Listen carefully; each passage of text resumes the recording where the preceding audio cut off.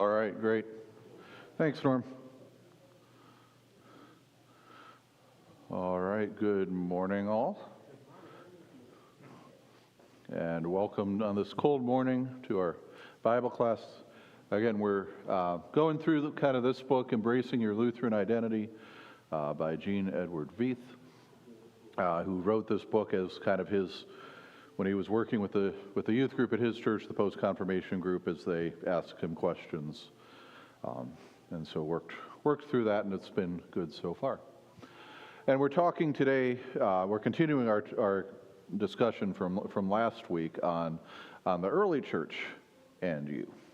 This book it kind of goes through history and touches on different doctrines and why they're important too, and what similarities and differences we can find between our times between the early church and now. All right, and so today we're getting into, we'll start by talking about the idea of Christian ethics that seem to really confuse the Romans. Because Christians opposed Roman militarism and Roman brutal entertainment such as gladiatorial combat. Ordinary Romans hated Christian for that criticism. So Rome was all about, about militarism. We're going to just go conquer the world and put them all under the Pax Romana, the peace of Rome, and call it good. And the Christians didn't like that. And then one of the ways that when there was unrest or upset among the populace, the Romans entertained them with bread and circuses. If the people have food and they're entertained, then they won't rebel against us. And one of the big things was, of course, the gladiatorial combat. And of course, we talked a little last week too about that. Part of that was too that why Christians wouldn't like it is because they were used as, that was one of the ways Christians were martyred, was they'd stick the Christians in the Colosseum or in the other things and see how long they lasted against the lions when the Christians were unarmed. And the answer was usually not long. And so that was another reason Christians didn't like it. But again, there's been a strain of pacifism, throughout Christianity. We might talk about that next week. The gospel lessons, the Beatitudes, where we get blessed are the peacemakers. So how does then the Christian ethic give critics reason to hate Christians today? So this is what the culture says. And, the Roman culture says, okay, Roman militarism, Roman expansion's good. Brutal entertainment like gladiator combat is good. Christians go, no, that's not good, and so they got in trouble for that. That was one of the tension points. So what kind of tension points like that do we see today, or are there any?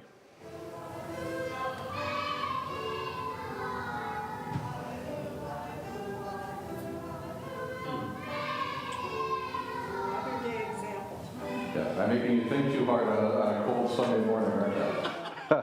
No, all I got is music in my But as the kids and parents are busy singing loudly, yes, making joyful noises to the Lord, which is great. Well, why do they hate our ethics today? It's because we take away all their fun. Okay. I mean, yeah. That's really what. Right. Okay, yeah, so that's at least part of it. So our culture says all these things are okay, and Christian says, no, you don't. No, those aren't okay. Those cause, damage, moral injury, those kind of things, and so don't do them. And our culture says, well, then you Christians are just no fun, right? Yeah. That's a good one. Yeah. Well, which you had too. Paul quotes the Epicureans, eat, drink, and be merry, for tomorrow you die. And we talked a little bit about that last time, and we might swing back to that again this week. The idea that I think part of it is the Roman idea of the afterlife wasn't all that great. If you've seen Gladiator, the first one at least, I haven't seen the second one yet. I need to, but in the first one at least, the Gladiator, Russell Crowe's character, keeps having these visions of him in a wheat field, going to see his family, and for the Romans, yeah, that's about it. okay, you get to be at the Elysian Fields, and you get to exist. There's maybe a slightly better place for the virtuous and a slightly worse place for the bad, but most people are kind of just in this gray middle blah area.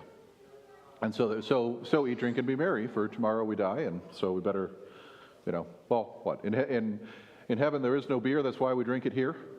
So, but yeah, so Christian ethics, again, get seen as no fun, but that's because we're talking about things that is really damaging. You shouldn't do that.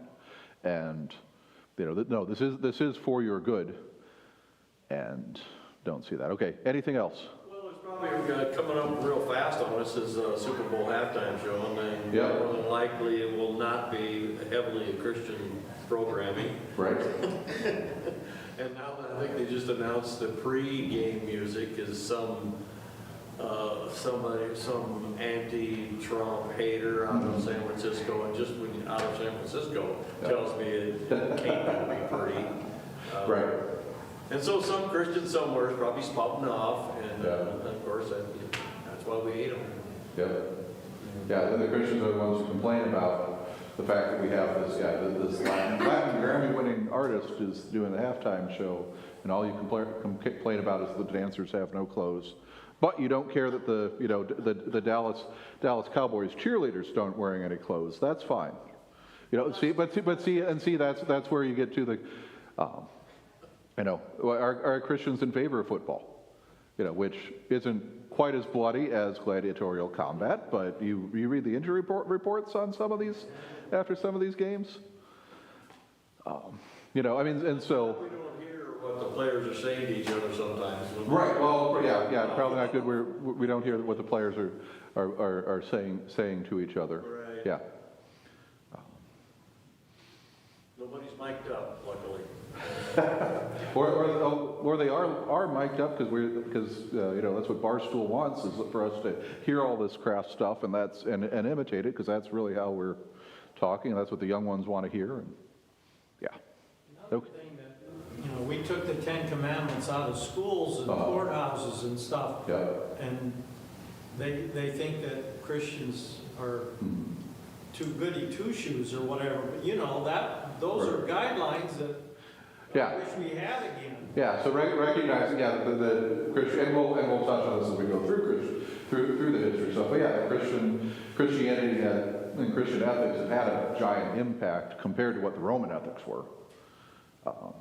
That ideally it's a do not steal, not a don't steal only unless you don't get don't steal unless you get caught kind of idea. Those kind of things are, recognizing those ideas or the example, we can always point to right here, what's carved on the stone of Parks Library? The truth will set you free. Do they tell you who quoted, who said that, and what they meant by it, and the context around that quote? No. It's in with some of these Greek and Roman philosophers and quotes of them and pictures of them and their names all over the place too. So the message is there, but how to do it. Yeah, good. Any other thoughts?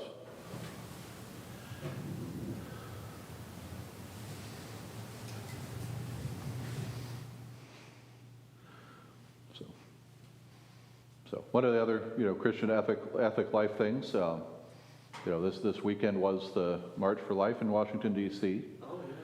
Oh, yeah. And so there are large Christian presence there, and that we want to, that the Christians say no, life is important from womb to tomb.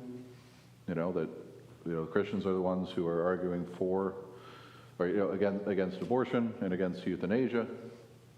For the value of the people, and that no, just because the test says your kid might have Down syndrome, that's probably not a good reason to have, that's not a good reason to have an abortion. Those kinds of things that, well, you Christians are out of touch. It's more complicated than that. It's all about choice and those things. And so, so some of those kind of things pop up too.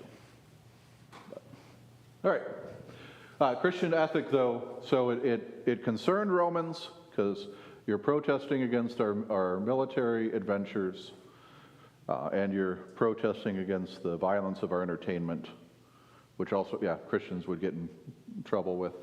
Who do the censors, FCC censors listen to, or all the letters that Christians will write about whatever primetime shows going on and what they're showing. Although apparently they don't care about that anymore because the advertisers will pay for anything. But so the Christian ethic concerned Romans, but it also then impressed them some. Christian ethic also deeply impressed Romans. When an epidemic arose, and this happened multiple times throughout the Roman Empire, the Romans fled. What? There's the plagues in this town? Well, nope. Too bad. If we've got a country house, and we're going there, you sick people, bye-bye. Christians, though, cared for others, even non-Christians, leading to a lower death rate. I mean, he didn't have antibiotics or anything, but for some of the diseases that went through, just getting normal palliative care of making sure that the person was kept cool, kept giving them water, kept trying to make them eat, all those sorts of little things. That was more than anyone else was doing at that point. So Christians cared for those who were sick, those suffering from the plague, even non-Christians. Christians helped the poor. Emperor Julian complained, the Christians support not only their own poor, but ours are well, and all men see that our people lack aid from us. So the secular Roman state is not providing for the poor. The Christians are, and people will notice. This radical love your enemies ethic from the Sermon on the Mount seems, though, missing today sometimes compared to the early church. How might Christians put this into practice today? Or how are Christians putting it into practice? How could we put that idea in a little more?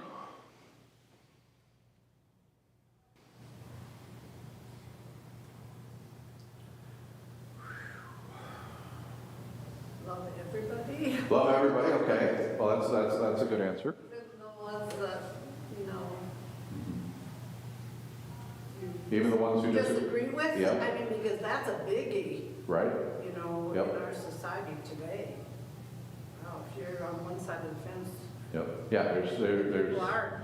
the political divide is growing, and yeah, and even in churches which tended to be more of a place where there was more mixing, the churches are now politically divided now too, which creates a bit of a challenge sometimes. So yeah, anything? What else?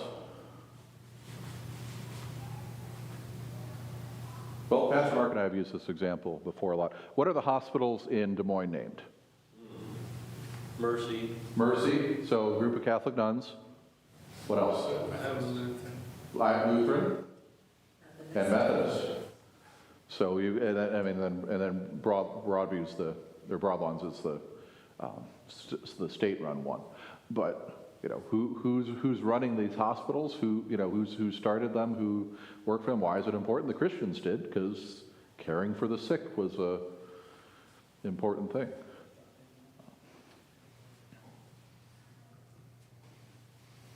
I don't think when their patients came to the door, when they started those, they said, "What religion are you?"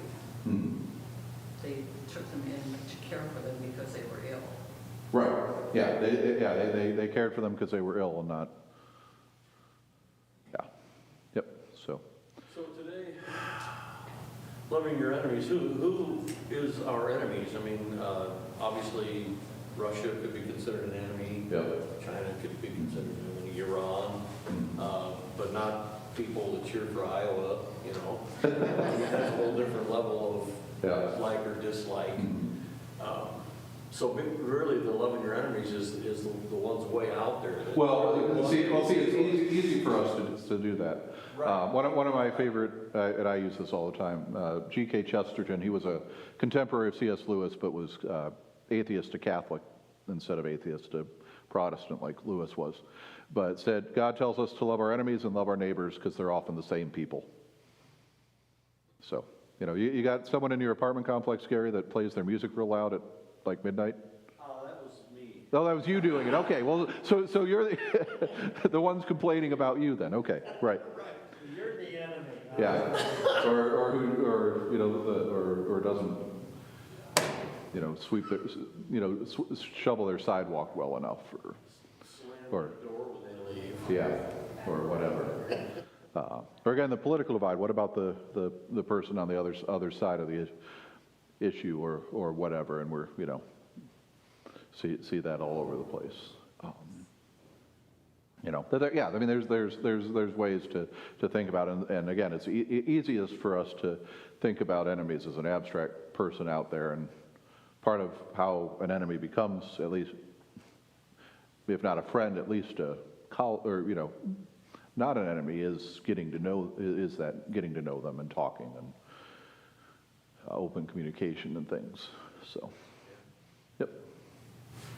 All right. Romans also sometimes got tired of the many gods that had to be placated with sacrifices and rituals, but had little to do with morality. So, I got to go give a sacrifice to Zeus and Apollo and Athena and all these things, but you know, Zeus is in no way a moral you know, someone to imitate morally.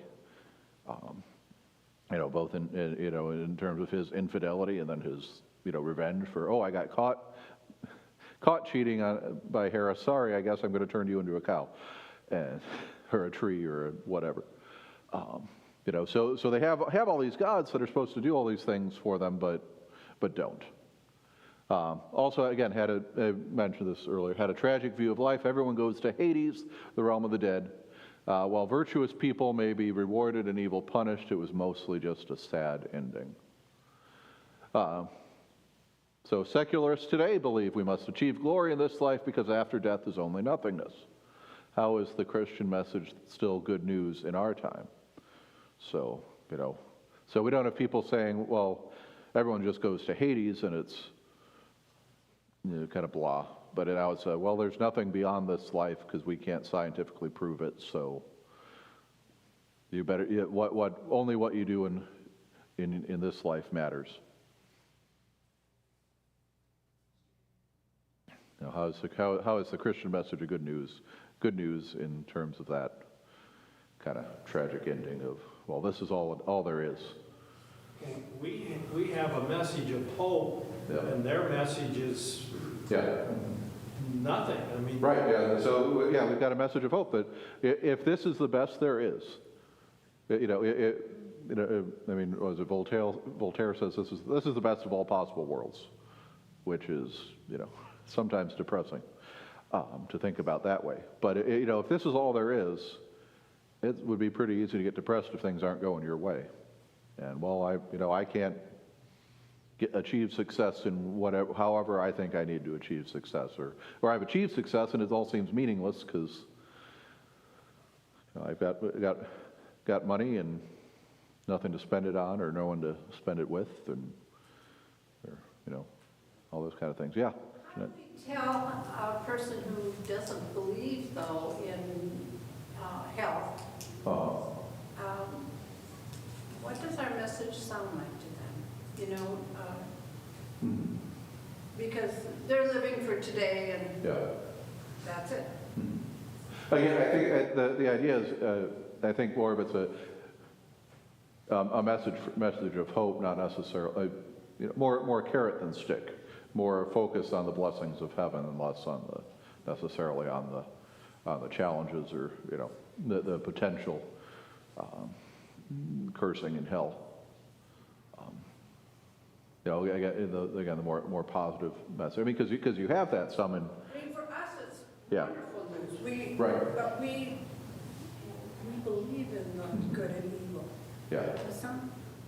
And so some of it is, recognize that there is good in the world, there is evil in the world, and that good, you know, the message is that good wins in the end, even if we don't see it, and that good, it wins in a way different from how the world thinks it will win.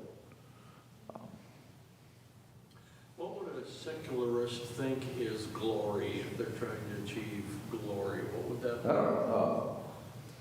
You know, make it up, you're prominent enough, you get to name a building at Iowa State after yourself, or, you know, or something like, I mean, you know, something that your name will live on in infamy, and, you know, that you have enough money to do whatever you want without worrying about what anything costs.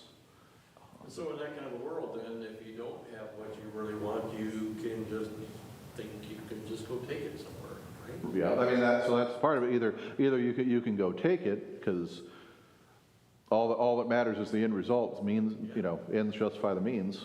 So, or you can't ever achieve that, and so why even try?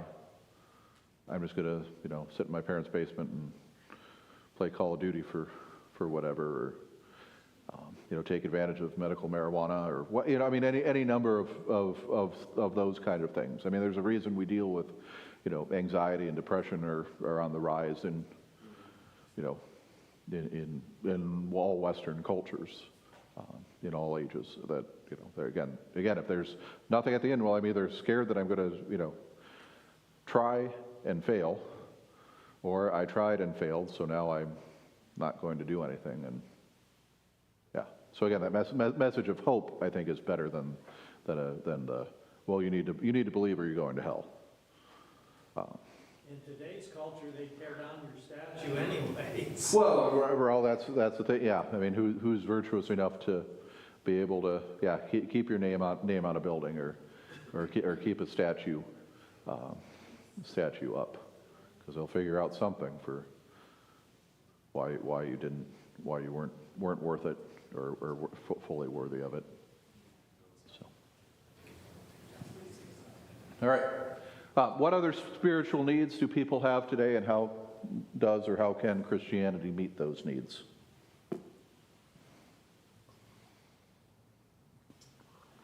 Well, if you think about some of the titles of the booklets that we hand out at State Fair, that are produced by Lutheran Ministries, it's people with cancer, people with loneliness, people with alcoholism, people with a single mom families. There's a 50 different topics. Yeah. Oh yeah. Broken families, loneliness, health issues. You know, yeah. Again, if this is all there is, what's the point? What's the purpose? Why am I going through this? I think it was I'm trying to remember what it was. A few weeks ago, Pastor Mark quoted Viktor Frankl, who, Jewish psychologist, but goes through the concentration camps. His main book is Man's Search for Meaning, and the idea is that whoever has a why can endure any how.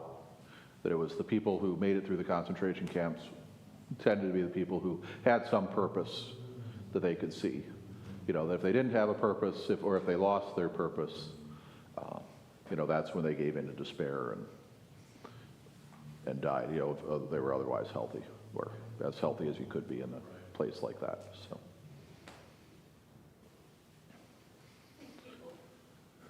Assume that if you have, the only reason you would need anything spiritual is if you're ill or you've got some kind of issue.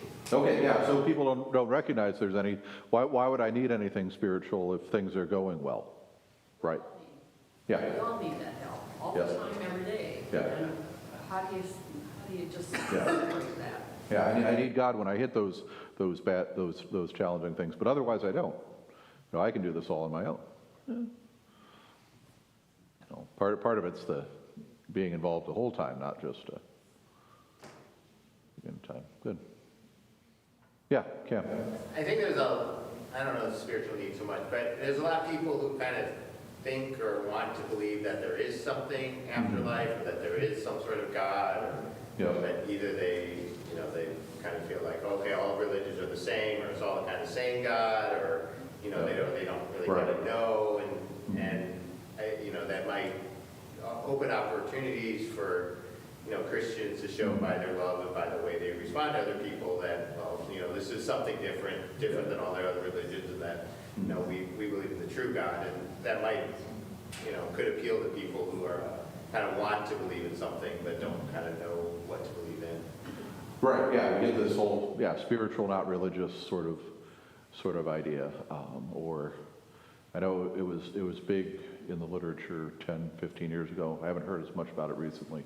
The idea of moral therapeutic deism, that there's some generic God, but all he does is he loves me and wants me to be happy. And so he's not going to tell me no about things. He's, whatever I want to do, he wants me to be happy, and so he's just going to support that and all that, and so that kind of thing. And again, the Christian idea, though, of God loves you, but you can't do this on your own, and you're going to mess up, and you have messed up, but Jesus paid the price for the way you messed up, kind of thing. Yeah. What was it? Tim Keller talked a lot about trying to reach millennials. That part of it was more that idea of idols, that all these things become idols and that they put their hope and trust in. Well, I'm going to get a good job. I'm going to have a good marriage. I'm going to and they put their trust in all these things, and then what happens when the bottom falls out and things don't work? That's when the idol fails, and Jesus won't fail. Good. All right. So now we've jumped ahead 300 years-ish. So things changed a bit when Constantine became emperor. His mother was Christian, his father wasn't, but had at least paused persecutions when he was emperor. Constantine had a dream of a cross of light with the Greek letters chi and rho, so that looks like an X and P, which said, by this sign you will conquer. So we've got a chi rho on the right-hand parament over here in the green. So now you learn something else. That's a chi rho. So two Greek letters, which are the first two letters of Christ. And so Constantine has this vision because he's going into battle because someone else wants to be emperor too. He has this vision that says, in this sign you shall conquer. Has his soldiers say, let's paint this on your shields, and let's go, and they win. So then he declares that when he's fully emperor, he declares the Edict of Milan in 313 AD, legalizes Christianity and becomes its patron. His mother traveled to the Holy Land and built churches over biblical sites. So if you ever make it to the Holy Land and go, oh, hey, here's the Church of the Nativity, which is supposed to be where Jesus was born, or here's the Church of the Holy Sepulchre, where Jesus was the tomb was, and all these sorts of things. If they're, for the most part, someone can say, oh yeah, this is where we've known for thousands of years where this thing happened. It's because Constantine's mom said this is where it happened, and everyone listened to her because she was the emperor's mom. I mean, for the most part, they're at least pretty close, general area. We don't have a huge number of reasons to doubt them.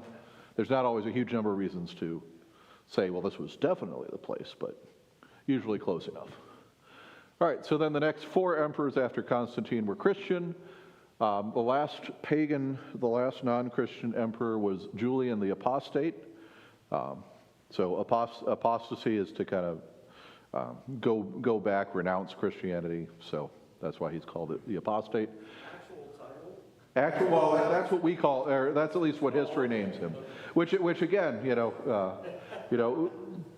when history has its eyes on you, who tells your story, who gets to decide what name you carry. But he was unsuccessful in changing the course of the empire. It remained Christian. Some Christians, and so now though, say that making the church legally and socially acceptable weakened and corrupted it by making it worldly and affected by secular power. So you're not dealing with persecution anymore, but you got a different set of problems now. Not just good. You got a different set of problems. So do you agree though with that statement? Why or why not? Well, you look at the Church of England; they require people to. Right. So. That's what happened here almost, when the government's in charge. Yeah, when the government decides who's Christian and who's not, and who's in, who's not, then that creates problems usually for both the church and the state, which is, yeah, again, part of why, many of our ancestors came here, because when Bismarck decided, oh, you Saxons, oh, okay, Lutheran, Calvinist, nope, you're just Protestant. Figure out how you deal with your minor disagreements about things like what happens in communion by yourself. But you're all just Protestant, because I need to have one religion for the empire, for this new German nation I'm making. That kind of thing. Yep. Yeah. So we see some of those problems with church and state. Which still pops up again. Again, I think I mentioned this earlier. If we have the Ten Commandments up everywhere, whose numbering are we using, and whose translation are we using? Because that determines things. And if we want to be have a fully Christian nation again, what does that look like? Who's in charge of deciding who's Christian and who's not? And are they going to decide that we're the right kind of Christian or not? So yeah, always the challenge of secular power and church coming together. Anything else? Well, that's definitely happened. I'm told by a guy who I believe knows what he's talking about, a guy from Nebraska that was a farmer customer of ours. Yeah. Started his own church and school because he left the ELCA because his many conversations with the pastor, he came to find out that in their seminaries they don't teach that the Bible is the inspired word of God. The ELCA says the Old Testament is now. Somebody wrote this stuff and it's really nice for learning stuff and it's really fun, but it's not the word of God. So then you can start throwing anything. Right. Yeah. That's the danger that you have on that extreme of, well, yeah, if mainline Protestants are the ones telling us what Christianity is, then that creates one set of problems. If it's what's his face out in Idaho, Doug Wilson, or some of the more fundamentalists telling us what's Christian and what's not, that creates again a different set of problems. What else though? How many? So when Christianity is being persecuted, is there a whole? Are people just going to join the church just for the heck of it, or are they going to be dedicated and recognize that if they're risking their life for this probably means something? Whereas if I say I'm a Christian and then I get a good government job.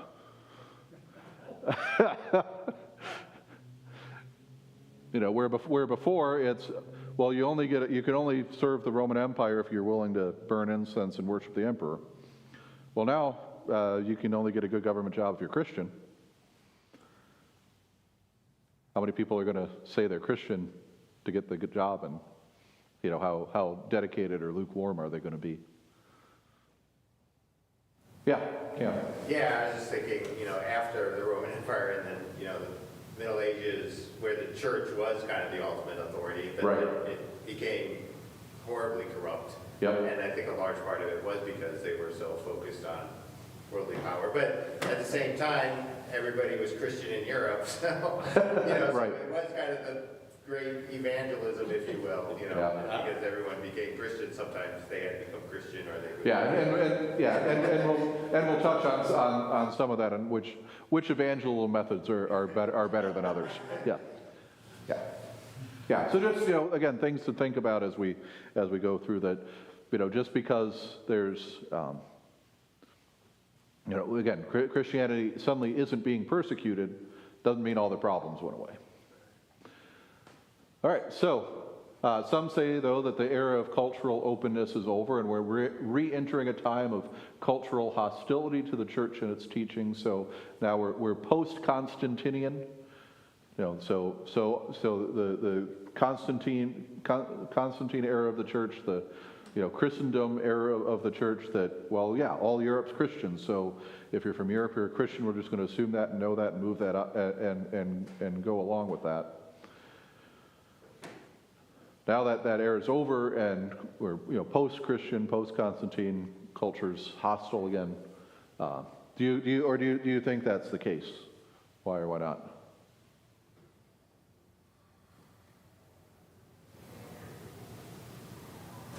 certainly have some people who are against Christianity. Yep. So in that regard, I guess I agree. Okay, yeah, so there's some hostility to Christianity. Again, I think we mentioned with persecutions last week that they, less so here than in some. It's more of a, social ostracization. It's not like, we hear about, we have international students from like Pakistan who then can't get a government job because they're not Muslim anymore. When they go back to Pakistan, or, we're not like the Christians in Nigeria who worry about the, terrorist groups breaking into a church and kidnapping people. Do you know anybody that's been a regular at attending the March for Life that happened the other day? You just wonder if they could tell you, like, oh yeah, it's getting the jeers and the whatever, the people harassing us while we're marching is worse and worse. Not directly. I'm trying to think whether I've heard much of that. I don't remember hearing much of that one way or the other of how people how they're reacting. Most of what I've seen and heard is focused more on the fact that, oh look, the president and vice president and some other government official actually talked at it, as opposed to at best ignored it usually in the past. And then complaints about, well, the talk's not walking. Thanks for showing up, but where were your campaign promises? That why are we still dealing with abortion, drugs by mail, and things that were promised to get rid of, that kind of thing. So, but yeah, and I'm trying to think, because like we used to have people from 40 Days for Life kind of around when the Planned Parenthood was down in Campus Town. Now that's closed, so I don't think anyone's protesting there anymore. Or well, not even protesting. It was usually they were stayed across the street, had a sign said we'll pray for you, and real peaceful. But yeah, I mean there's certainly probably some of that, but not all. Yeah. I guess we have hostility to the church, but I think more than anything, the culture ignores the church. Oh right. Yeah. I mean that's almost more of the trouble. Yeah, it's more not attendance is way down in all the churches. Yeah, it's more not hostility, or at least overt hostility. It's apathy. That and I was talking with someone about this the other day. Used to be that you could depend that nothing was open and there were no conflicts on Sunday mornings or even Wednesday nights. In Iowa, but that was a new thing for me. I don't remember having Wednesday nights off of school stuff for growing up. But yeah, and well, all the stores are open. All the youth sports tournaments and things are Sunday mornings, and because there's nothing else going on, so we can do things on Sunday. And so so there's more apathy than necessarily overt hostility. Yeah, Cam. I think where I see the most cultural hostility is in kind of TV shows and movies where, at least kind of mainstream, you hardly ever see Christians portrayed in a positive way. Right. Okay. Yep.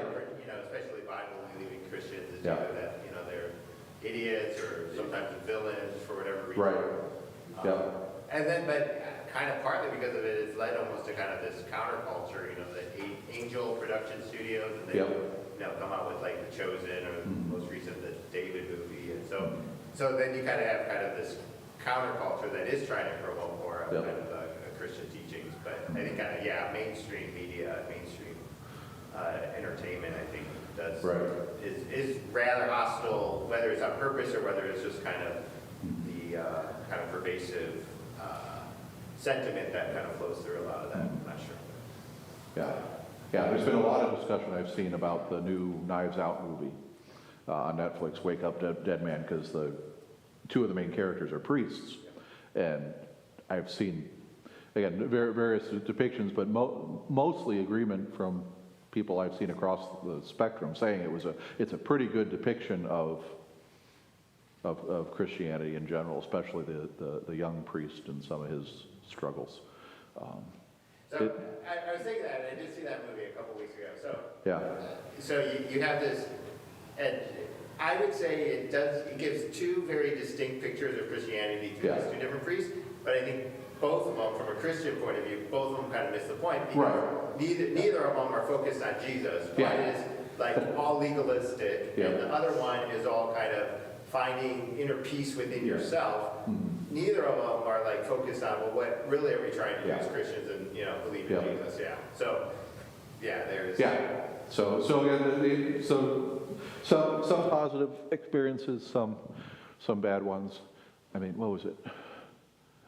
Like, I sometimes agreed with the priest in the Daredevil Netflix series was actually pretty good, because the main character, part of his deal is that he's Catholic, and so he struggles with all these feelings of guilt as he's beating up the comic book villains and things. But yeah, so again, let's not necessarily overt hostility, some apathy, some misperceptions or misconstrued things in there. Norm, did you have something? When I was in Germany, it was interesting that even though the German church, the state church especially, is pretty listless, most stores were closed on Sunday. Yep. Yeah, the cultural momentum in Germany that, the state church is very, very, very small, and church attendance in Europe varies what you're saying. I think the top ones might be 10-15%, and I think Poland's the highest. But yeah, that even so, then you get stores are closed in Germany on Sunday. Heck, when I've been there, and it's been 20 years or so, but I tended to always be there in late May, early June, and so they'd always have Himmelfahrt as a holiday, Ascension. Stores and schools were closed and things, and we don't get Ascension Day off here. What the heck? So, all right. Nope. All right. And then we'll start on this. We might circle back for this next week too. But after the legalization of Christianity, it became clear not every Christian agreed and believed the same things. Some were simple misunderstandings, others were worse. One major disagreement was over who Jesus is. Is he a created being or God in the flesh? How does that work? And so again, if you remember your dates, so Constantine becomes emperor in issues the Edict of Milan in 313 AD. Council of Nicaea is 325 AD, which is the source of the first part of the Nicene Creed because then suddenly Christians aren't being persecuted, and they come together, and there's debate over how much of it is Constantine going, okay, we used to have one religion over the empire, I need another one religion over the empire, so you Christians get together and debate this. There's some debate over how much Constantine actually cared about what they decided, but he cared that they have an idea, and so you had things with Athanasius and Arius debating over the nature of God, and especially the nature of Jesus, how his two natures work. Is Jesus subordinate to the Son or not? Is he co-eternal with the Father, or was he just the first created being? And again, recognizing that it seems kind of esoteric, and you're not dealing with those issues as much when the church was being persecuted, but now as you're getting together, all these things end up causing, other beliefs, other divergences in belief, as you go on. And so that's part of what ends up happening here. So Arius believed that while God chose Jesus to be our sacrifice and raised him from the dead and can be understood as the Son of God, Jesus is essentially human, not divine. And so, but what difference does it make to our salvation that Jesus is God in the flesh? Because you've got the different errors. Well, there's all sorts of different errors about who Jesus is and how Jesus works that you can run into. But you usually run into either he's just human or mostly human and a little bit divine, or he's all divine and just looks human. And we talked about that a little with the Gnostics, I think, last time too. Because if spirit's good, flesh is bad, then Jesus, if he's perfect, has to be just spirit and just look like he has flesh. But then, if he doesn't have flesh, he can't die. And, so, I mean, the oversimplified way we talk about it is, well, Jesus has to be human so he can die, and he has to be God so his death means something. And some of these, and I think we'll touch on it, some of the early church fathers talk about, what's not assumed isn't saved. So if Jesus isn't fully human, then his death doesn't save humanity, kind of thing. So, all right, we'll stop there. And again, we might circle back a little bit on this for next week. But thank you all for coming, and yeah, we'll see you next week. And stick around for the meal after late service. Thank you.